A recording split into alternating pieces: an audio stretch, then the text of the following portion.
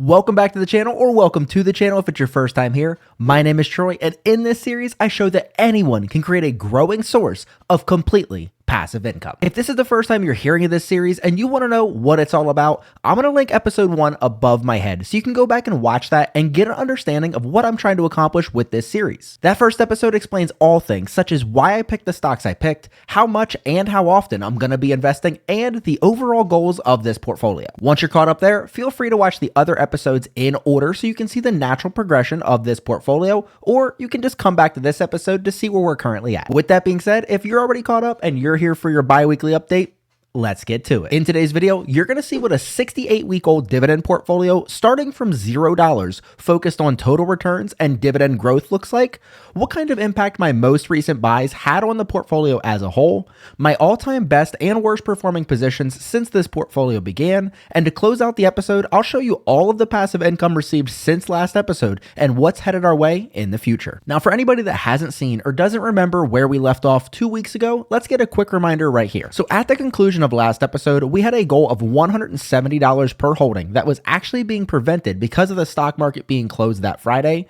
The account balance was sitting at $1,913.56, and this portfolio was in the red and trying to recover, but still down $147.03 or 7.45%. Now, as I talked about in last episode, the buys that got postponed 2 Fridays ago were able to be completed that following Monday, so I actually have 2 sets of buys to share with you today, so let's see those right here. So here you can see that first set of buys that was supposed to be completed on April 18th, but got rescheduled to April 21st. And right here, you can see the buys that were automatically completed right on time for this episode on May 2nd. This little table right here is my even it out table that just helps me keep this portfolio as close to that goal amount. As you can see, we're all good in this episode. Since 2 sets of buys were completed, there should be some decent movement of the cost basis of these positions. So let's check that out with this right here. Since there were 2 investments to report this episode, and since the positions in this portfolio are still relatively small, the cost basis is likely to swing a good bit from episode to episode. Good long-term investors tend to read this in 2 ways, both of which end up being good situations. First, if your cost basis is going down on a good company, that's what you might hear referred to as buying the dip, meaning you're getting to lower the cost basis and make more money on that company when it does come back up. Second, if your cost basis is going up, that just simply means that you originally bought that company at a really good price and you're making some money on that position. I'm not going to sit here and read all of these, but I did want to outline the biggest movements really quick in both directions. When it comes to lowering my cost basis, aka buying the dip, I did the best since last episode with DDS, which went from $411.95 per share to $406.53 per share. And when it comes to the stock I've been making the most money on, that goes to MA, which went from $484.76 per share to $487.44 per share. With that being said, let's go ahead and zoom out a little bit and see where this portfolio is currently sitting with this right here. So right here is the up-to-date information on the portfolio to reflect where the portfolio sits on Friday, May 2nd, 2025, after 68 weeks invested. With this episode, we're supposed to see each of the 12 positions as close to that $175 mark as possible. And with that being said, we've now crossed the $2,000 milestone and have a new account balance of $2,123.09. Next, I'm going to go ahead and zoom out and show this screenshot that has a little bit more information, which will feed into what we'll be talking about next. So this is pretty much the same screenshot we were just looking at, but it has the gain and loss information here at the end. I'm not going to read all of this information to you guys, so if there's anything you did want to dive into more, feel free to pause the video here if you need more time to do that. The things I did want to outline here is the best performing position in this portfolio, which is back to AVGO or Broadcom, which is up $48.92 or 28.1%.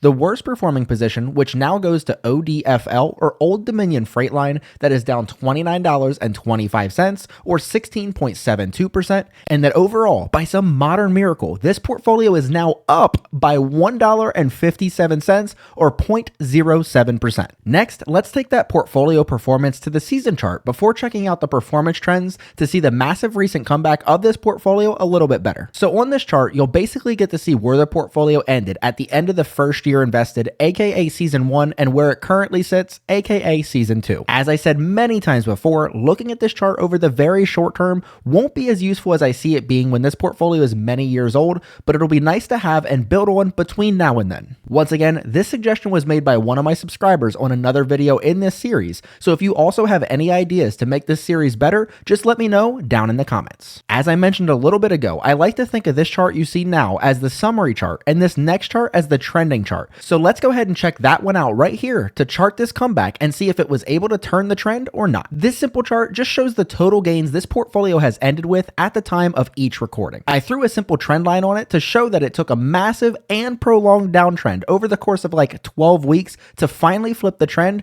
and now we have work to do to flip it back in the right direction. Looking deeper into this chart in the making of this video made me realize I might need to change the total gain measurement from dollars like it currently is to percentage to smooth this chart out a little bit over time. With that being said, nobody can predict the market over the short term, so I have no clue what to expect in next episode, but the performance I was able to report in this episode has me hopeful to say the least. Over the longer term, it's safe to assume the market will go up and to the right just like we like it, so I'll make sure to stay on the roller coaster, as the only ones that get hurt are the ones that jump off halfway through. Now, to close out the episode, let's get to some other good news and see who paid me since the last episode with this right here. So since last episode, I was able to get paid on 4 different occasions, so let's look at those. On April 25th, I received 45 cents from HUM, which continues the trend in the right direction. In total, HUM has now paid me $1.25, which is 5.81% of the total money received in this account. Then, 4 days later, I received 26 cents from ALG, which is slowly working its way to more and more money as well. In total, ALG has now paid me 73 cents, which is 3.39% of the total money received in this account. To close out April, on April 30th, I received 12 cents from SPAXX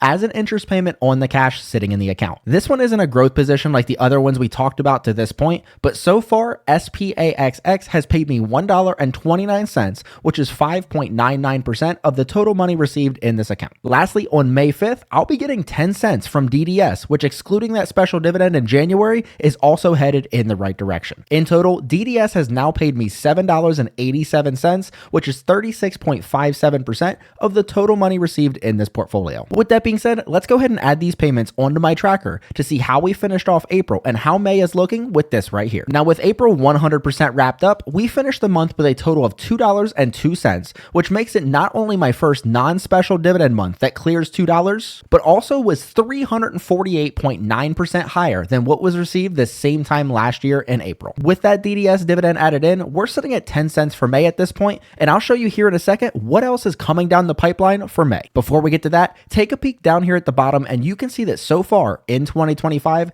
this portfolio has generated $14.28, which is already 97.2% higher than the passive income made in all of 2024, which you'll love to see. Now, how I have this portfolio set up, I'll eventually be able to make a bonus investment into these stocks, and we can check out the progress towards that with this chart right here. Once again, this idea came from a simple comment down below, and we now have this beautiful chart to look at and talk about.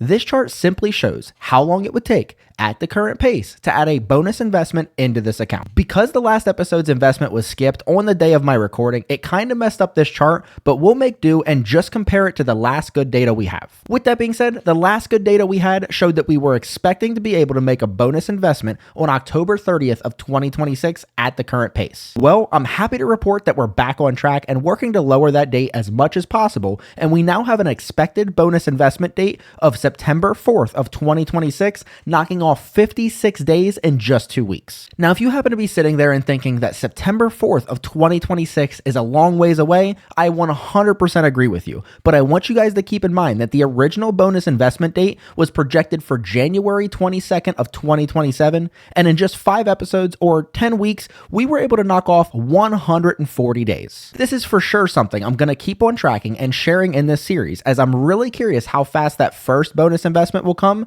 and then how quickly we can get to the the second one, and so on. Now to close out the video, let's go ahead and see what I was talking about earlier and see what passive income remains for the rest of May with this right here. Looking here, you can see that we still have 2 more dividend payments to come for May, and that also doesn't include the interest payment from the cash that's sitting in the account, which is always the cherry on top to close out the month. We have MA coming up next on the 9th, ABBV on the 15th, and then that interest payment from SPAXX will be on May 30th. With that being said, I was overall really happy with the progress made in this portfolio in just the last 2 weeks, and I'm really excited to see what's in store for the next episode, and I hope you are as well. But that's going to wrap it up for this bi-weekly update to the Anyone Can Invest portfolio. If you guys enjoyed this series, please let me know that by leaving a like on this video, and if you have any questions or suggestions to make this series even better, let me know those down in the comments. And if you want to see how this portfolio ties in with the wife and I's full investment portfolio, including the portfolio that we're going to eventually use to retire early, you can check that out right here.